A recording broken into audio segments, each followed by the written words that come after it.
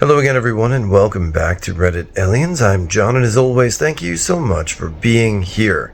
Actual fun topic today. Let's do it. What's the craziest thing you've ever learned about someone on a first date? Please remember to like, share, and subscribe. He told me with a full physical reenactment about how he'd gotten into a fistfight with a guy and kept beating him bloody until his then girlfriend got scared and begged him to stop. He also told a couple of racist jokes and told me he was in political or legal trouble with the government for being involved in protests. I didn't ask for details. I had poor cell phone service in the area, but managed to get an Uber to pick me up from the street corner as we were walking alone in the dark. I literally felt the need to escape, but he forced a kiss before I could get in the car and leave. This guy was also a professor at a local university. All on the same day. I looked a lot like his mom when she was younger. I would make a really great dominatrix. No kink shaming, just not for me. And when I said as much, he decided to attempt to convince me why anyone would like me to, and that me disliking them for me having to be one for them would also be a huge turn-on.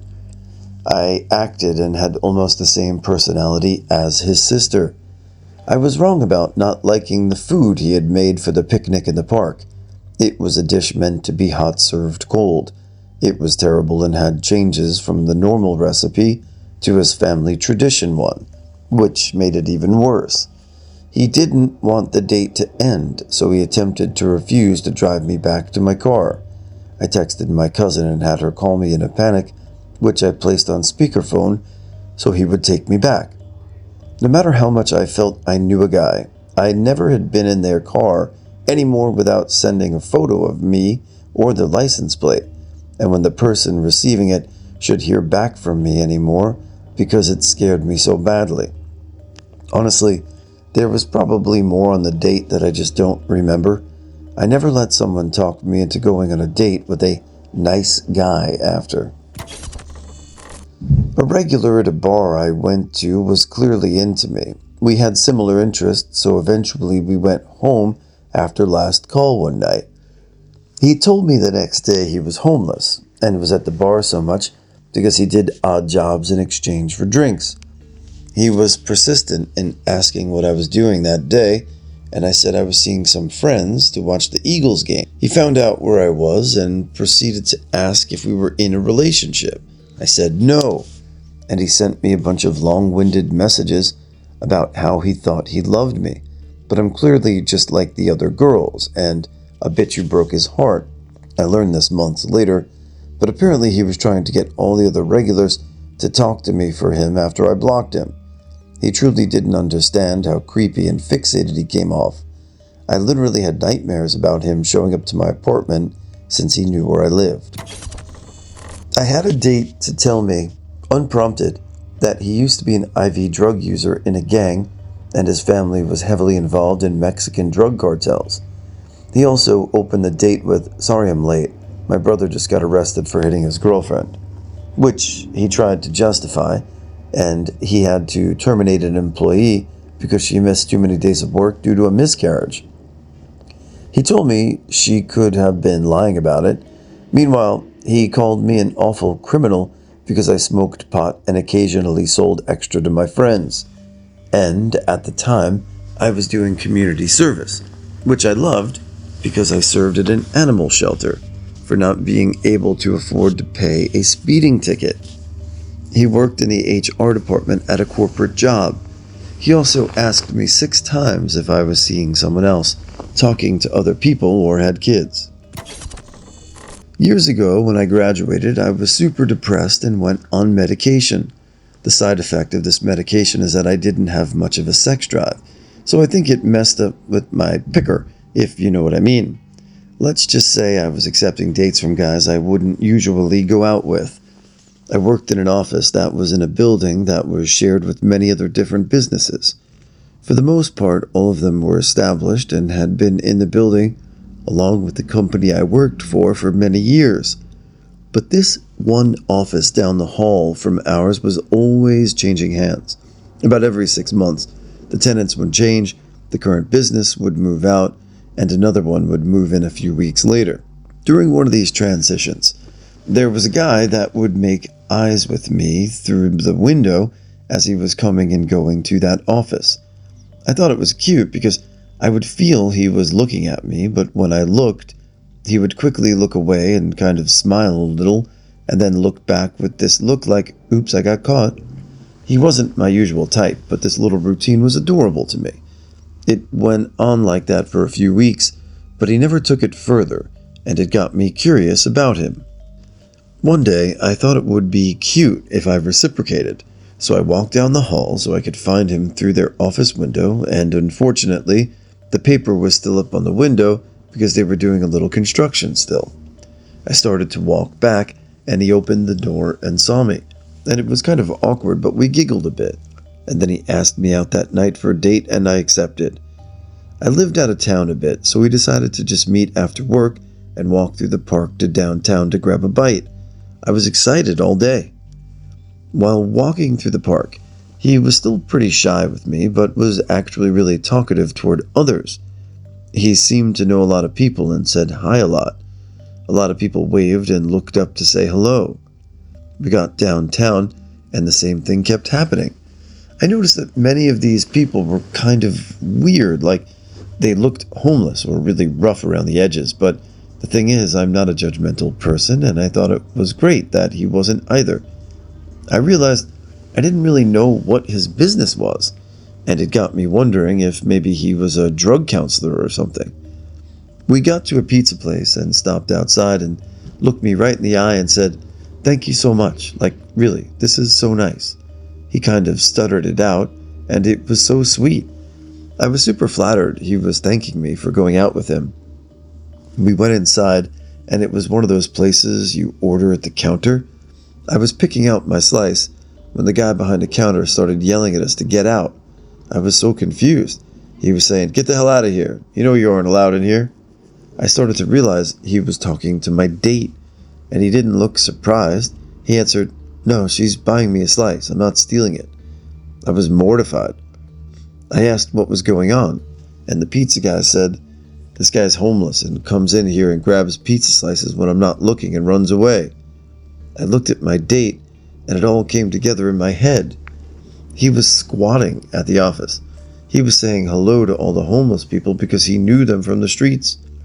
He had thought our conversation in the hallway was me offering to buy him food because he thought I knew he was homeless.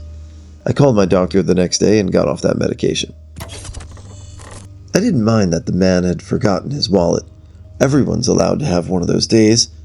After dinner, he asked if we could stop by Target because he'd forgotten to get his mother a birthday gift. I think it was the next day or something, I can't remember. We walked through Target, and he chose some kind of lounge chair, which was around $30. He said he'd pay me back, and I had no problem with that. The problem occurred when we went to pay. A bag of M&Ms had broken and spilled on the conveyor belt and the floor underneath it. My date got really excited and started picking up M&Ms off the conveyor belt and eating them. I was horrified. I always knew I was a bit of a clean freak and somewhat of a germaphobe, but it immediately skyrocketed. I told him that I would happily buy him a bag of M&Ms for himself so he wouldn't have to eat the fallen ones. He couldn't understand why I thought it was gross to eat M&Ms off that dirty, sticky conveyor belt. Thankfully, he didn't attempt to kiss me, which was my biggest fear from that moment forward. We never had a second date, and I never heard from him again, which I was glad about. Criminally, he kidnapped someone. First date. I didn't know this until the cop showed up with lights behind my car. Asked me if I lost my passport. I obviously said no, and got worried if I had lost my passport. He asked me to step out of my car and verify this information on the screen on his car. As soon as I walked to his police cruiser, he asked me if I knew my passenger's criminal background. I said no. He told me that he was out on bail with a history of kidnapping, stabbing, and DUIs. Saved my life. And I kicked him out of my car while the cop followed me to my house. I was 19. He was on house arrest with a bracelet on his ankle. I don't know what happened to him, but I definitely never dated anyone from the internet. The date was going really well until the mood shifted to being a little more flirty, and she said, So, what do you do to relax? I was pretty sure I saw where this was going, and it might end up with an invite back to her place, but I wasn't totally sure. So I played it neutral and said reading with a glass of whiskey. She told me she took baths with her socks on. I laughed and realized she wasn't laughing. She was deeply offended that I laughed, and I was like, okay, you're serious? And she said she was. I tried to be understanding. Everyone has their thing, that's weird. But she was too offended.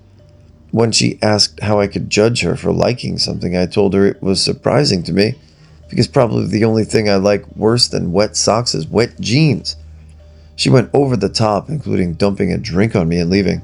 Look, I get everyone has their thing, but I think you also have to understand when your thing could be considered weird.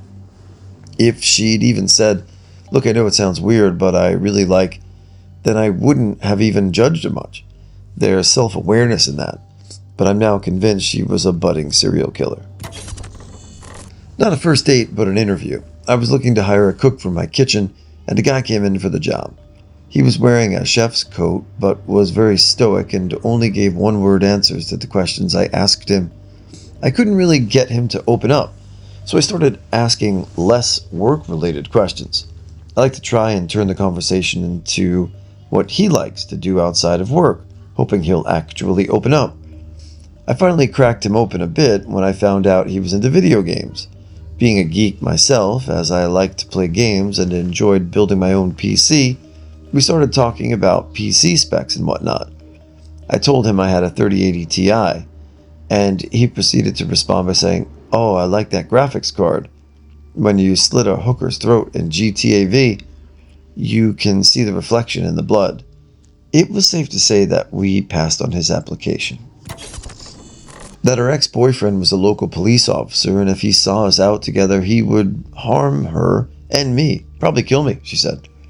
She told me horrible stories about the guy while we went to places least likely to be found. I believed her. I was worried for her the whole time, and me too. It was a blind date.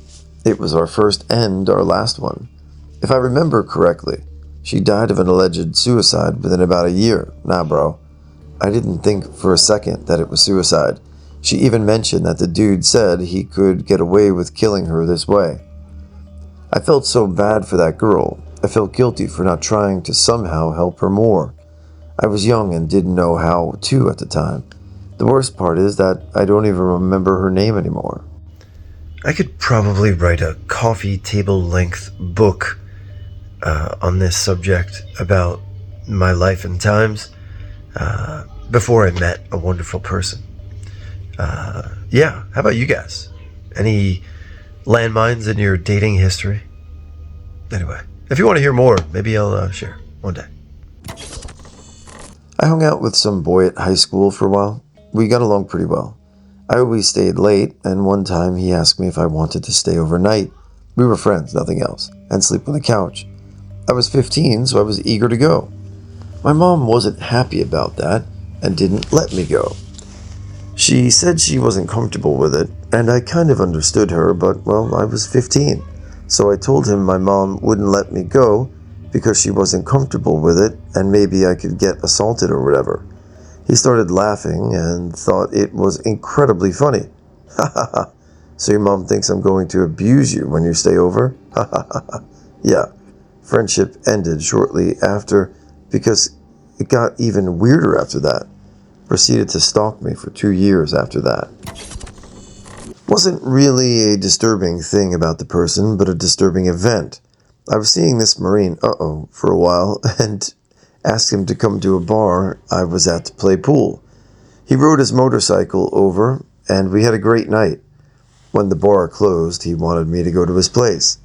I had my car, so I agreed to follow him while he rode his motorcycle. I didn't have much to drink, and I felt sober, but I didn't question his sobriety, which was my mistake. We were getting onto an on-ramp for the freeway when I saw sparks coming from under his bike and him wobbling uncontrollably. The next thing I know, the bike crashes into a sign and flips. I don't know how many times. Keep in mind, it was pretty late, like 3 a.m., and pitch black. I just started screaming his name and looking for him, scared of what I might find. I had not a clue where he could have landed. but I still searched with my phone flashlight, screaming his name over and over. After what felt like forever, he raised his arm up, so I found him. He actually was lucky and pretty okay overall. However, the fear that I felt before I found him alive was excruciating. The adrenaline you feel as you're trying to look for someone who was just fine a minute ago and could be dead in pieces the next for all you know. He ended up telling me that he drank quite a bit before arriving at the bar, and he drank at the bar, so he was riding very drunk. It turned out he was a piece of shit too, and totally downplayed the fact that I was mentally scarred. I totally get that his experience was traumatic in that event too. Maybe he had his life flash before his eyes and he had a bit of road rash or concussion. But when you witness a person crash like that and not know the outcome, it's a very dreadful experience. I met this guy and we talked on the phone for about a week or so. I tend to ask a lot of questions to get to know someone. I asked if he had kids or had ever been married, and he said no. In the middle of our first date, we'd just finished eating, and suddenly he grabbed my hand and blurted out, "I have to tell you something.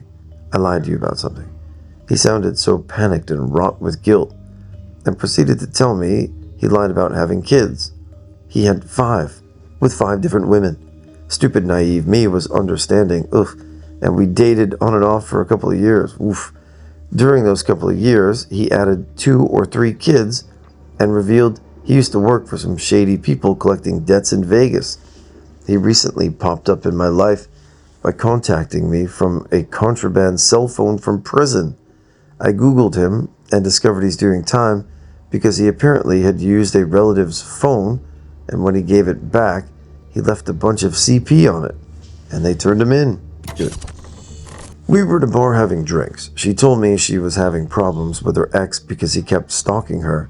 She said it wasn't really his fault because she's a Wiccan, and she cast a love spell on him last year, and he can't resist her. She told me the love spell was a potion she made by slipping certain ingredients into his wine. One of those ingredients was her own menstrual blood. She put period blood in the dude's drink. She was fine with that. She was just upset that she couldn't figure out the counter spell to get him to stop loving him. I was more than a little weirded out by this, as she had several opportunities to slip something into my drink, should she have so wished. I waited for a few minutes, excused myself for the bathroom, and left via the back door. I'd been talking to this guy for a while, and we'd met in person at lunchtime, but didn't actually have a date. So we finally went on a date, and it was a really great date. We went back to his house, and were hanging out and making out a little. He suddenly tells me in a casual way that he's married, but they're trying out a separation because she thinks she might be a lesbian. He went on to explain that she was on a date with a woman and would be home soon. He just wanted to give me a heads up so it wouldn't be weird. She came home about 20 minutes later as I was trying to politely make my getaway. She was very nice, but wanted to get to know me so we could be friends. And I was stuck there for at least an hour trying not to be rude. I don't have an issue with people being poly, and years later I was actually in a poly relationship. However, I had less than zero desire to be involved in whatever they had going on. I could just tell it was going to turn into a dumpster fire. Went on a date with a neighbor I was friendly with but didn't know well. 5 minutes in, I found out he had surrendered a dog to the crappy municipal shelter I worked at, so I was kind of done with him then. I stayed to finish my drink I'd paid for, but didn't really talk much. On the way home, we walked. He kept trying to hold my hand and wouldn't take no for an answer. I ended up locking my elbow and holding him at arm's length the whole way home. When we got to our building, he kept begging me to come in. I told him no. He wanted to kiss me. I said no. He pinned me against my own fence and kissed me anyway. I went inside, locked the door, and turned out all the lights. He banged on my door for probably 20 minutes while repeatedly calling and texting me. 3 very casual meetings for coffee dates while getting to know one another. He throws out the question, "What's something about you that no one would suspect or guess?" Answered and asked him to answer the same. He very quickly and nonchalantly says, "I have 4 kids, technically 6. I don't have custody or visitation with any of them. I miss them sometimes." He had the state step in and take all of his kids while he was with 2 different women. He considered the 2 kids taken into state custody as not really his kids anymore because he doesn't have any chance of seeing them. His parents had taken them, and the other 4 kids relocated and went no contact. He was holding out hope he would see them again. When pressed about why he lost custody, along with his exes, he said, "Some people can't mind their own business. I think they should tell you how to love your kids. None of my kids complained, and we had very special connections." I read through the lines and bolted. Within a few minutes of waiting for a table at a restaurant, he tells me his dad is dead. Once seated, he tells me how he'd had a manic episode before and can't always tell what's real versus imagined. Then he tells me tons of details about his family and how I'll fit in because several of his family members and I have shared dietary restrictions. Also, explains how his dad died young from alcoholism. On the way to the concert, he tells me there's a sword in the trunk of his car. At the concert venue, he jokingly tries to get the guy ahead of us to buy our tickets and nearly gets punched. Once inside, he is scream telling me about the last time he was there and how the guy he lent his vape to passed out on the floor and an ambulance had to come. He goes on to tell me about how his sister lost her virginity and tons of details about her dating life and past boyfriends. I told him that I had no interest in that subject. He said, "I can't tell if you hate me," and I said, "Neither can I." He excused himself and went to the bathroom, came out, and told me he just gave himself a pep talk in the mirror. I thought it was a joke, but realized now he really likely did it.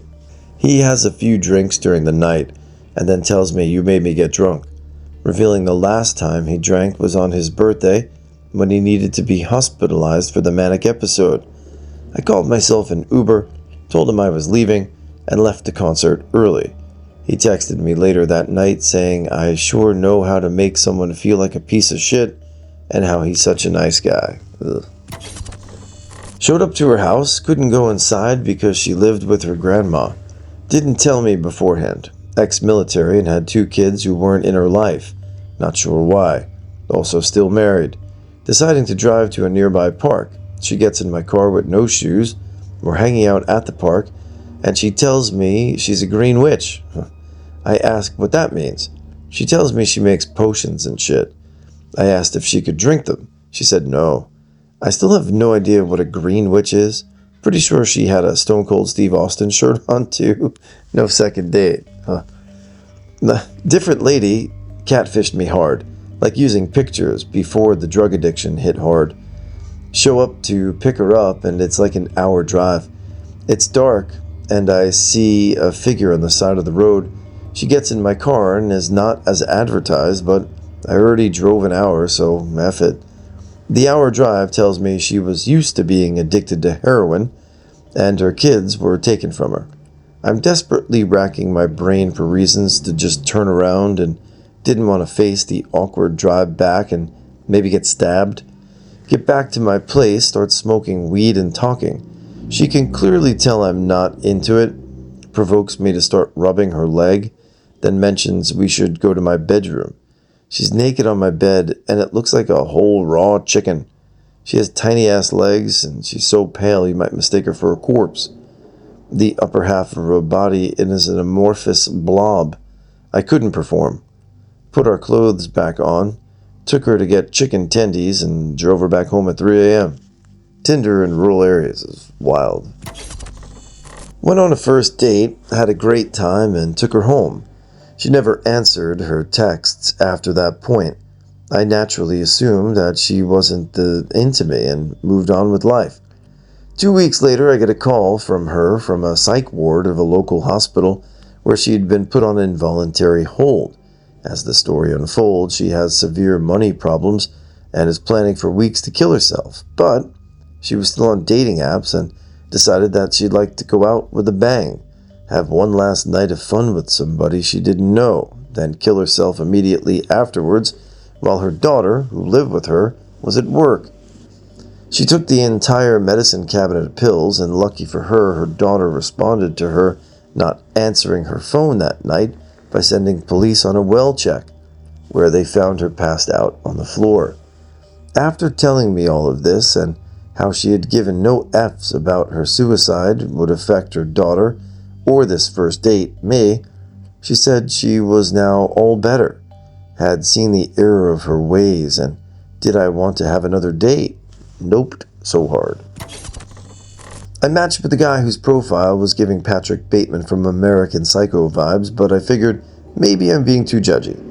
After sitting down at a restaurant on our first date, he proceeds to proudly tell me that he smears himself in deer blood and coyote pheromones before he goes running at night, because when he's running in the woods, he can hear coyotes chasing him, and he's motivated to run faster. This was just the tip of the iceberg of unhinged shit this man proceeded to tell me. The tip of the iceberg. Other highlights include how he was adopted and used as child labor for a meatpacking facility, how he joined the special forces and got shrapnel in his dick, so now he injects it with Juvederm, and how one of his military superiors drugged him and abused him. Here's a reverse, most disturbing and incorrect thing someone learned about me on a first date. We were on a walk by the San Francisco Bay, talking about random things. At the time, we were probably a mile away from a road or another human being. Somehow the conversation got around to storing things. I mentioned that for long-term storage, I'd just stuff things into an ammo can. In my circle of friends growing up, we frequently military supply stores, since you could just get pretty great stuff for cheap. When we talked about ammo cans, what we meant was cheap, durable, waterproof storage. However, when I said ammo can to her, she heard, I have so many guns that I have special storage for the ammunition. In fact, I'm so gun crazy that I have lots and lots of extra ammo cans just in case I need even more ammunition. In fact, I have so many ammo cans that I think that they are a completely reasonable storage device for things that are not ammo. I am clearly dangerously insane, and you are alone with me a mile away from any possible help.